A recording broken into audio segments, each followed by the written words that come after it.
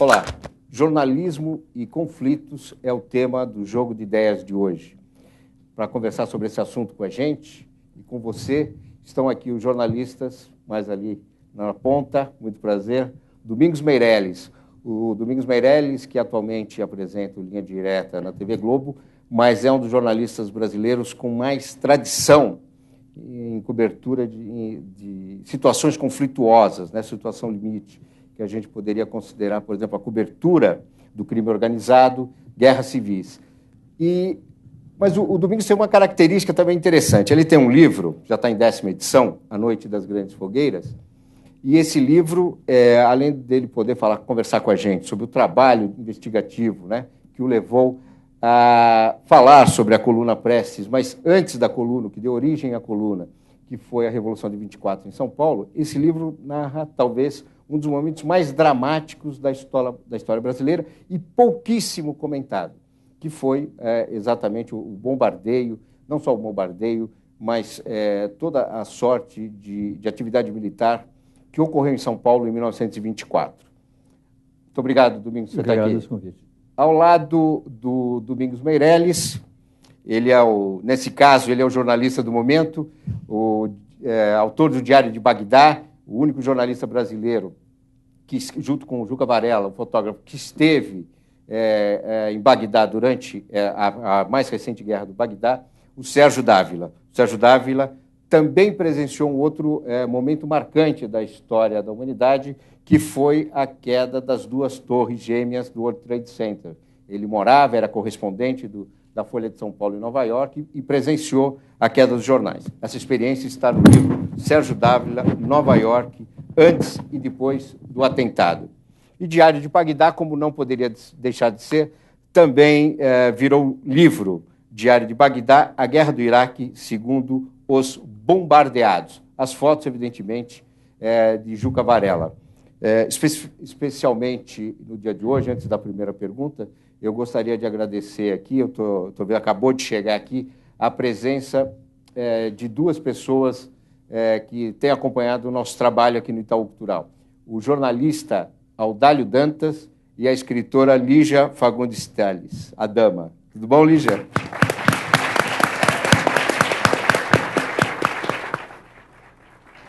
Bom, mas a experiência dos dois como vocês puderam perceber, é uma experiência enorme.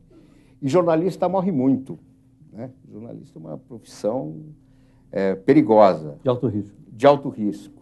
Vocês se consideram sobreviventes? Domingos? Eu diria duplamente sobreviventes, né? Duplamente? Duplamente. Por ser jornalista? Na verdade, o jornalista hoje, ele trava dois tipos de guerra. A guerra externa e a guerra dentro da redação. E é para tentar vincular o tipo de matéria que ele cobre no exercício da sua profissão. Conquistar o seu espaço. Conquistar o seu espaço. Eu acho que essa é a guerra mais difícil. Essa é a guerra mais difícil. Não sei se o Sérgio concorda. Eu concordo. E ao fim dessa cobertura da guerra do Iraque, eu percebi um fato muito triste para a nossa profissão, que nós somos cada vez mais vítimas, né? Cada vez menos vistos como uma força imparcial e cada vez mais identificados por um dos lados. A imprensa. A imprensa. Cada vez mais identificados por um dos lados em litígio, dois ou mais lados, como parte integrante do invasor ou do invadido, e não mais como aquela força neutra que deve ser respeitada. Se a gente fizer os cálculos na ponta do lápis, no Vietnã, na Guerra do Vietnã, que durou 11 anos, morreram 50 jornalistas. E na Guerra do Iraque, que durou 43 dias oficialmente, morreram 16. Você vê a proporção, explodiu. Agora, o que nos interessa também nesse debate é revelar esse fato de um ser humano, no caso nós temos duas experiências, frente a uma situação realmente de conflito, uma situação extrema, né? Eu acho que cobrir, seja uma guerra, seja o crime organizado, ou seja um caso familiar, como no Linha Direta às vezes acontece, onde há um crime dentro da família e tal, é uma situação que coloca o ser humano em xeque, né? O ser humano que faz essa cobertura, ainda mais o jornalista, isento. Uma situação dessa é possível, Domingos? Em primeiro lugar, a isenção, eu acho que é um dos mitos, né, que se cristalizou ao longo de gerações. Isso não é verdade, né? Isso não existe, né? Você, como ser humano, evidentemente, você tem emoções E uma coisa que muito me impressiona nos cursos de comunicação é essa postura de mero retratador de circunstâncias que eles tentam impor ao futuro profissional que pretende exercer o ofício. Eu acho isso um conto da carochinha, né? Então, eu acho que o jornalista tem que ter um lado, sim. Você, Sérgio? Eu não discordo totalmente do que o Meirelles falou, não. Para falar especificamente da guerra, numa guerra você tem que ter, de alguma maneira, você tem que ter lado também. No nosso caso foi muito fácil. Assim que a gente chegou a Bagdá, havia 180 jornalistas, e a gente julgou que todos os aspectos daquela guerra estavam sendo muito bem cobertos. Os armamentos utilizados, as táticas militares, as intrigas palacianas do regime do Saddam Hussein, as pombas, né, como eles falavam, e os falcões do governo do Bush. Mas o povo iraquiano estava sem voz nessa história, na nossa opinião. Daí o subtítulo do livro, A Guerra Segundo os Bombardeados. Na cobertura que a gente fez diariamente no jornal, a gente optou por dar voz a esse povo. Mostrar como era o dia a dia, como eles viviam, como é viver com bomba caindo na sua cabeça. Você continua comprando comida, indo à escola, enfim. Como eram os carros, como era o dinheiro, como era a relação entre os homens e as mulheres. E aí acho que eu concordo de novo com o que ele falou, não há uma verdade única e possível, mas essa busca pela verdade te leva a histórias interessantes. E se posicionar também? E a se posicionar, tomar um lado qualquer. Tá bom. Nós já temos uma pergunta. Olá, Oi. boa noite. Seu nome? Boa noite. É Daniela. Oi, Daniela. Aproveitando esse gancho, eu gostaria de saber a opinião de vocês dois sobre a cobertura jornalística feita desde o WTC do 11 de setembro até da guerra atual. Vocês acreditam que o jornalismo ele alimenta o terror ou ele é parcial? Eu acho a cobertura que a imprensa mundial fez do 11 de setembro foi uma cobertura muito boa, muito intensa, muito ampla, mas que pecou pelo excesso. Eu digo como jornalista, ali no terceiro dia depois do atentado, ali em Nova York, eu já não aguentava mais ver a imagem das torres sendo atingidas e caindo.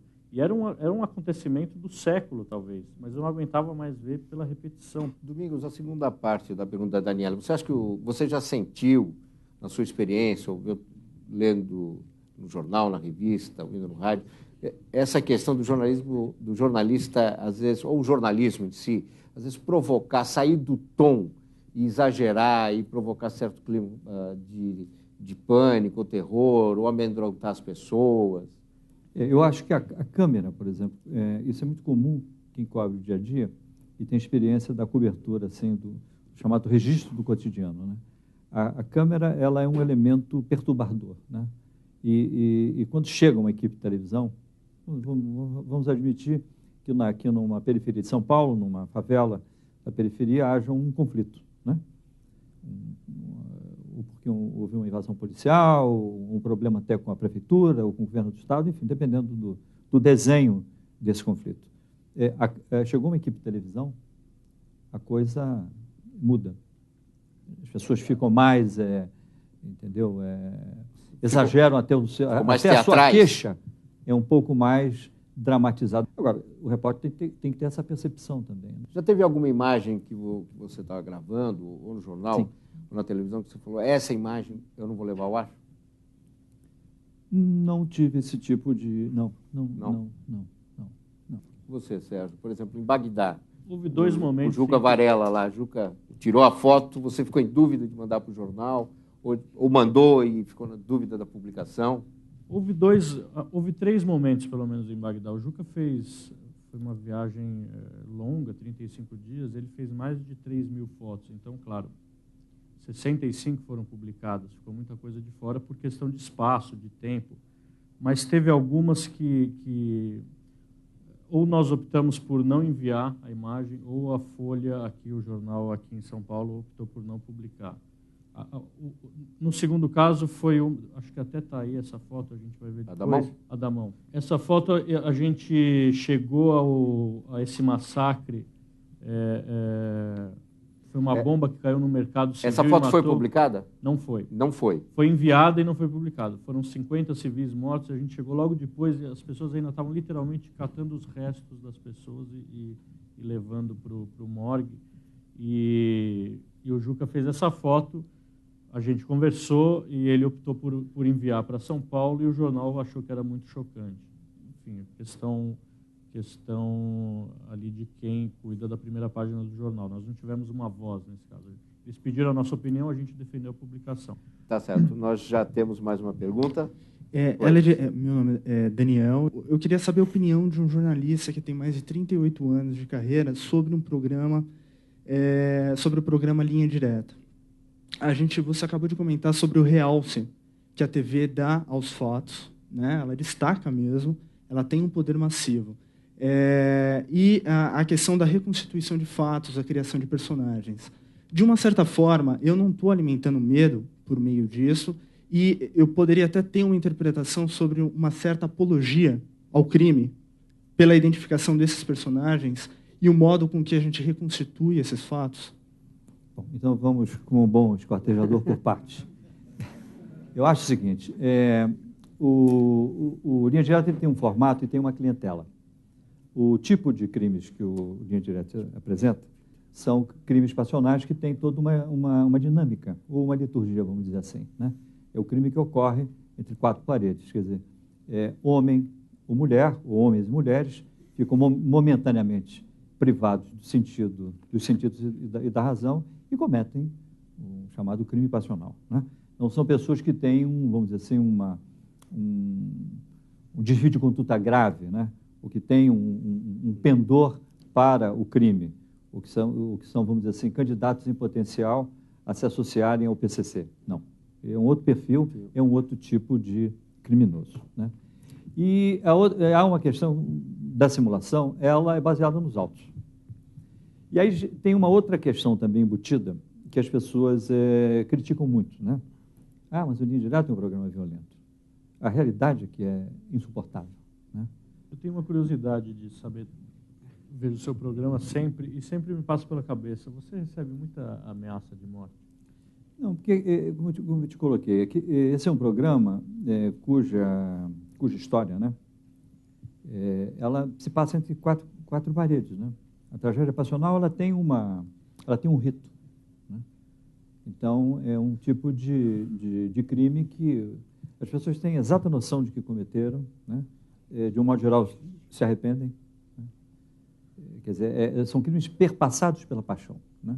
A paixão está muito presente, as pessoas ficam momentaneamente cegas, né? De ciúme, de ódio, né?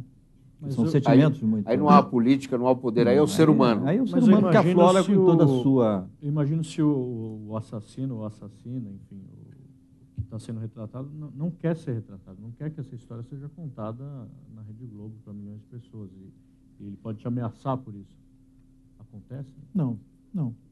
Nem na cobertura do crime? Muitas situações como ele, complicadas, né? Fora do país, principalmente. Vamos à pergunta do jornalista Audálio Dantas. Nosso mestre. Nosso mestre e, inclusive, ex-diretor da revista Realidade, que, do ponto de vista da reportagem, é um marco do jornalismo brasileiro. Muito obrigado por você estar aqui, Audálio.